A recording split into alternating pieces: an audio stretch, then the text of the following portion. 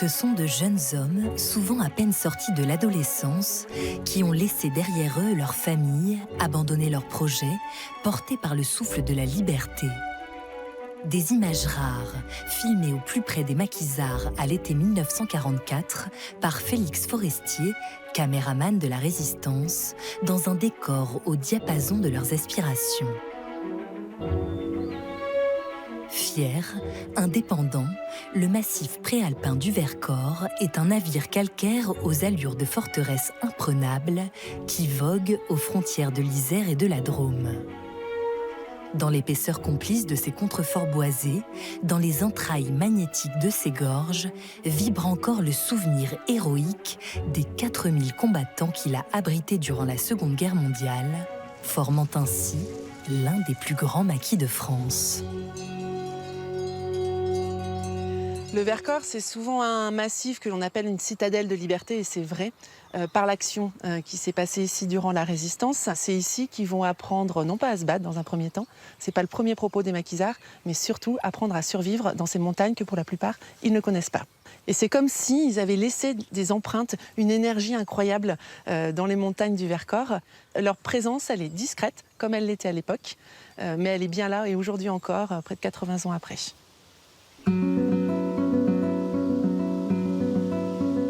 Jusqu'à la fin des années 30, le Vercors est loin d'imaginer lier son destin à celui de la France résistante. Ce plateau de moyenne altitude est tout occupé à profiter de l'essor du tourisme montagnard, en particulier le village de Villard-de-Lans, relié depuis 1920 à Grenoble par une ligne de tramway. Hôtels et pensions de famille se multiplient, à l'instar du Grand Hôtel de Paris, pour accueillir une clientèle avide de sensations nouvelles. Mon aïeul, Ferdinand Magdelin, était cafetier, voiturier sur la place du village. Très vite, voyant le début de la construction des voies de communication, il a eu l'idée de construire un hôtel à part entière, construit en 1894. Donc j'en suis la 5e génération. Sur cette période dite des années folles, se presse à Villard-de-Lans ce que l'on appelait à l'époque toute la bourgeoisie française, qui venait par les grands patrons des entreprises de sidérurgie de l'Est de la France ou des charbonnages, et tout aussi bien également le roi du Maroc, l'Aga Khan, qu'également certaines vedettes ou de la couture ou du showbiz. Et ces personnes cherchaient, sans faire des centaines de milliers de kilomètres, un dépaysement. Donc le bon air, mais également tout ce qui était activité de pleine nature. C'est comme ça qu'on a vu également les prémices du ski dans les années 30, avec ces dames en crinoline qui apprenaient à faire des conversions sur la colline des Bains.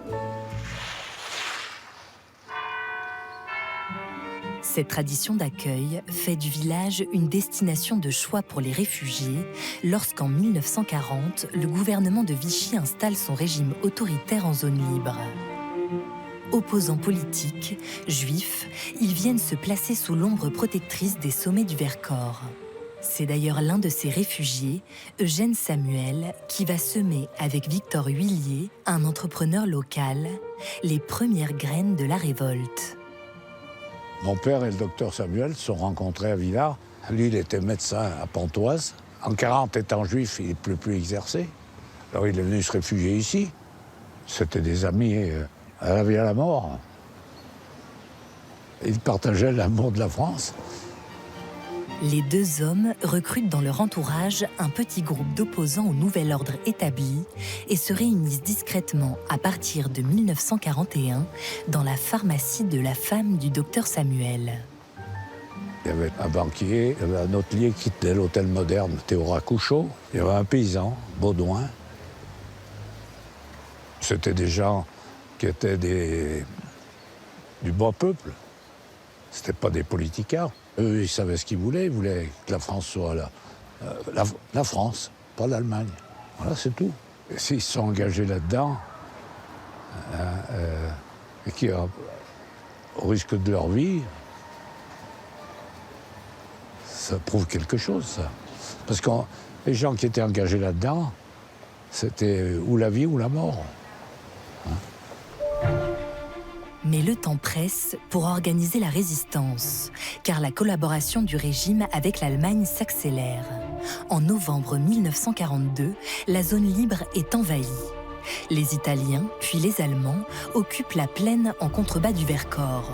Pour autant, les troupes ne s'aventurent pas sur les contreforts de ce massif escarpé, qui n'est alors pas perçu comme stratégique.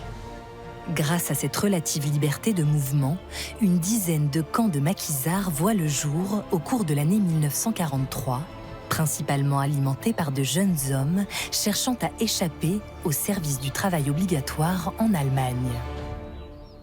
Les paysages boisés du Vercors, par leur difficulté d'accès, leur offrent un asile particulièrement sûr. Construite au milieu d'une plaine isolée, la modeste cabane forestière de Gèves constitue le refuge emblématique de ceux que l'on surnomme le camp numéro 3. Une quarantaine d'hommes qui s'installent ici à partir d'octobre 1943. Ceux qui fantasmaient un petit peu la guérilla vont tout de suite être mis face à ce qui va être l'évidence de la vie de maquisard, c'est la survie. Et la survie, bien de façon très concrète, c'est quoi? C'est trouver à manger chaque jour, préparer la nourriture. C'est également, bien sûr, trouver de l'eau. C'est ce qu'on appelle des corvées, en fait. Et là, chacun s'y met. Le quotidien de ces hommes est rude. Plus encore pour ceux qui n'ont jamais expérimenté les rigueurs du climat alpin. Si on se plonge dans l'ambiance hivernale de l'hiver 43, au dire de ceux qui ont vécu la période, c'est un hiver qui est rude et qui est très enneigé. Ça veut dire qu'à l'intérieur du refuge, il ne fait jamais au-delà de 8-10 degrés en pleine journée. Il y a certes de petits poêles qui carburent plus ou moins bien, que les maquisards éteignent très souvent parce que la fumée, ça peut être un signal d'alerte. Le matin, c'est pas rare qu'en plein hiver, ils se réveillent et ils ont leur couverture qui est gelée. Qui dit neige, dit difficulté de déplacement.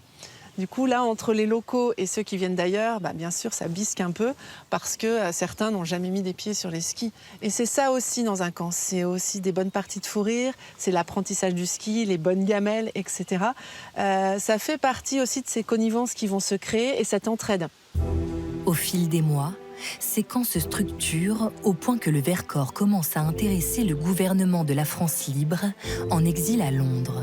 Un projet stratégique baptisé Plan Montagnard est même envisagé avec l'idée de faire du massif une base arrière capable de soutenir les Alliés lors d'un débarquement en Provence. Mais c'est un autre débarquement, celui du 6 juin 1944, sur les côtes normandes, qui fait entrer le maquis du Vercors dans la lumière. Depuis Londres, le général de Gaulle appelle toutes les forces libres à se soulever. Et à Saint-Martin-en-Vercors, centre névralgique de la résistance du plateau, on célèbre l'espoir d'une prochaine victoire par une prise d'armes symbolique le 3 juillet sur la place de l'église. Des affiches sont placardées dans tous les villages. Le plateau s'autoproclame zone libérée. On restaure la République et ses valeurs, c'est-à-dire qu'on va retrouver liberté, égalité, fraternité. En fait, on va appeler la population à retrouver ces fameux banquets républicains qui n'existaient plus. Donc le 14 juillet est célébré ici dans le Vercors avec une grande ferveur au nez et à la barbe de Vichy. Devenu étendard de liberté pour tout un peuple, le massif voit affluer un nombre sans précédent de volontaires prêts au combat. En 1943, on est environ à 400 jeunes réfractaires dans le Vercors. À la mobilisation, on passe à environ 4000 combattants. Il y a tellement de volontaires qu'on est obligé de reconstituer ces unités militaires. Donc ces jeunes maquisards vont recevoir des uniformes. On va leur apprendre à marcher au pas, par exemple. Ils sont complètement assimilés à la vie du village. Ils passent de l'ombre finalement à la lumière. L'armée allemande, fragilisée, prend alors conscience de la menace stratégique que constitue cette forteresse du Vercors et son contingent d'hommes en cas de repli depuis le sud de la France. Elle décide de mener contre le massif une offensive sans égale, l'opération Bettina. Plus de 10 000 soldats prennent en étau la citadelle de Calcaire, déferlent par les routes, les cols montagneux, mais aussi par les airs, comme à Vassieux, le 21 juillet, où les Allemands pensent, à tort, avoir identifié la présence du commandement national de la résistance. On a une première vague de 22 planeurs qui décollent de Lyon. Ça nous fait à peu près 200 hommes qui atterrissent le 21 juillet. C'est la surprise parce que les planeurs, c'est silencieux. Ça arrive très vite, donc les Français n'ont pas le temps de réagir. J'ai grandi avec des anciens qui ont participé au combat. Partout où on va, on a une stèle, on a quelque chose qui rappelle. Ici, on a les carcasses des planeurs, les choses comme ça. Donc on est baigné dedans. Ici, j'ai trouvé des restes de l'atterrissage du planeur, c'est-à-dire tous les éléments qui ont brûlé par la suite. Donc on peut retrouver des morceaux d'aluminium, des poulies. C'est une histoire qui a été longtemps taboue. Il y avait le traumatisme des combats, de la guerre. Plus personne ne voulait entendre parler de ça. Tout le monde voulait passer à autre chose.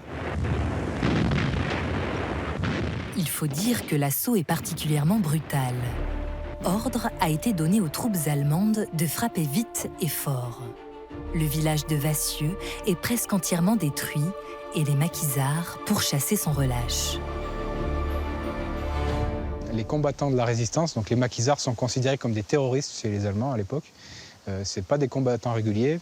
Et la doctrine allemande, c'est de se battre sans pitié et sans faire de prisonniers. L'état-major français se rend compte que la situation est désespérée.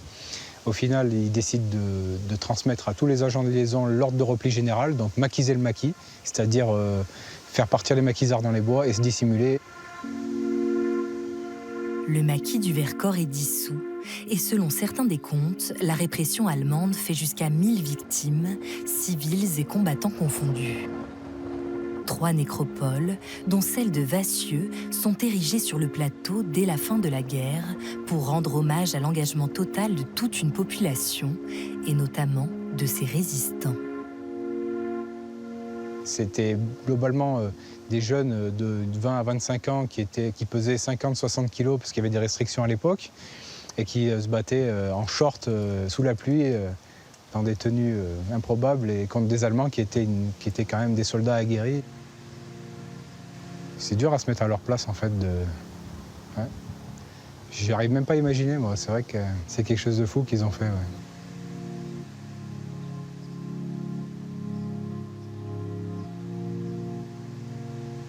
C'est important pour moi de continuer à faire perdurer la mémoire de ces hommes qui se sont battus et qui ont inspiré pas mal de courage et de sacrifice. L'idéal de liberté survit pourtant à ces hommes tombés au combat. Nombre de ceux qui parviennent à quitter le maquis viennent prêter main forte aux troupes alliées qui débarquent en Provence le 15 août 1944, participant à la libération progressive du sud de la France.